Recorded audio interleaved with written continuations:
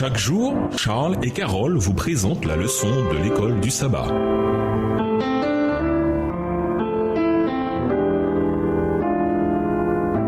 Bienvenue dans votre émission Dieu nous parle. Voilà la leçon de dimanche, la souffrance, Jésus et le salut. Lisons les passages suivants et notons ce que chacun révèle sur le salut. 1 Pierre 1, verset 2, 1 Pierre 1, les versets 8 et 9, 1 Pierre 1, les versets 18 et 19, 1 Pierre 2, les versets 22 à 25 et 1 Pierre 3, verset 18. 1 Pierre 1, le verset 2. Élu selon la préscience de Dieu le Père par la sanctification de l'Esprit pour l'obéissance et l'aspersion du sang de Jésus-Christ. Que la grâce et la paix vous soient multipliées. 1 Pierre 1, les versets 8 et 9. Vous l'aimez sans l'avoir vu, sans le voir encore. Vous croyez en lui et vous tressaillez d'une allégresse indicible et glorieuse, en remportant pour prix de votre foi le salut de vos âmes. 1 Pierre 1, les versets 18 et 19. Vous savez en effet que ce n'est point par des choses périssables, argent ou or, que vous avez été rachetés de la vaine manière de vivre héritée de vos pères, mais par le sang précieux de Christ, comme d'un agneau sans défaut et sans tache. 1 Pierre 2, les versets 22 à 25. Lui qui n'a pas commis de péché et dans la bouche duquel il ne s'est pas trouvé de fraude, lui qui, insulté, ne rendait pas l'insulte, souffrant, ne faisait pas de menace, mais s'en remettait à celui qui juge justement, lui qui a porté nos péchés en son corps sur le bois, afin que, mort à nos péchés, nous vivions pour la justice, lui dont la meurtrissure vous a guéris. Car vous étiez comme des brebis errantes, mais maintenant vous êtes retournés vers le berger et le gardien de vos âmes. 1 Pierre 3, le verset 18. En effet, Christ aussi est mort une seule fois pour les péchés, lui juste pour des injustes, afin de vous amener à Dieu. Mis à mort selon la chair, il a été rendu vivant selon l'esprit.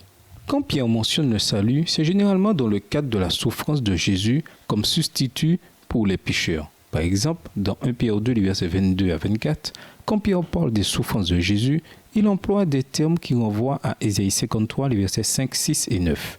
Jésus a lui-même porté nos péchés en son corps sur la croix, et c'est par ses meurtrissures que vous avez été guéris. 1 Pierre 2, verset 24. Ce verset évoque les idées de substitution et de sacrifice.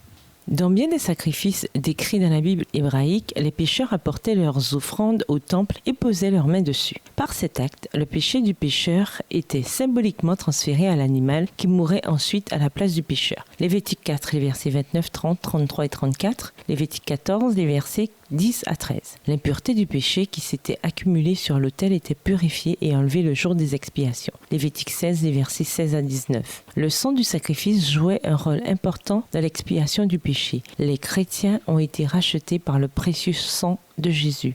1 Pierre 1, les versets 18 et 19. Paul a exprimé la même idée de substitution. Jésus qui ne connaissait aucun péché est devenu péché pour nous. 2 Corinthiens 5, le verset 21. Comme le déclare 1 Pierre 3, verset 18, Christ a souffert pour les péchés, le juste Jésus pour les injustes, nous. Comme Paul, au Romains 3, les versets 21 et 22, Pierre souligne l'importance de la foi. Comme il le dit à ses lecteurs, vous ne l'avez pas vu, mais vous l'aimez, tandis que vous obtenez le salut comme aboutissement de votre foi. 1 Pierre 1, les versets 8 et 9. Le salut ne se gagne pas grâce à une attitude pieuse. Il est accordé quand nous croyons en ce que Jésus a fait pour nous et que nous l'acceptons comme notre sauveur personnel. Notre assurance se trouve en lui, non en nous-mêmes. Si elle se trouvait en nous-mêmes, quelle réelle assurance aurions-nous ? Pourquoi Jésus, en tant que substitut, incarne-t-il la grande espérance du salut ? Quel réconfort peut-on tirer de cette merveilleuse vérité ? Et nous vous laissons avec cette question de réflexion. Qu'est-ce qui vous encourage à hâter le jour du Seigneur ? Au revoir. Et à demain si Dieu veut. Dieu nous parle. Chaque jour, Charles et Carole vous présentent la leçon de l'école du sabbat.